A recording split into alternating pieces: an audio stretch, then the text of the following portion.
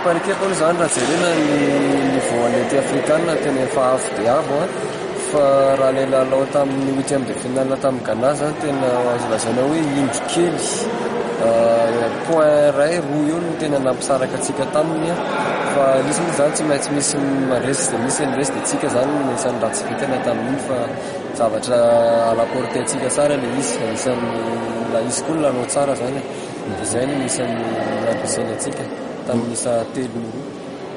alaporte atsika izy teo hoe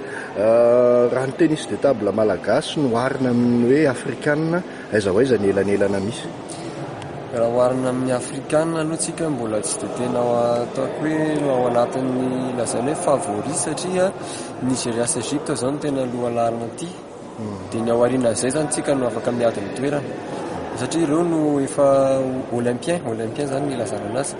dia aorianan'ny Nigeria sy Egypte zany tsika no afaka miady amin'ilay toerana fa zany hoe ireo sy ny Ghana moa tsika to dia sy tafiditra hiady an'ilay quart sy ny demi.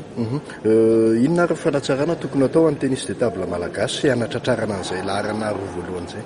Fanatsarana aloha zany ny tena zava-dehibe dia ny continuité an'izao zavatra zao satria izao zavatra ao anisany mampiakatra ny niveau ny firesaka fiofanana dia ny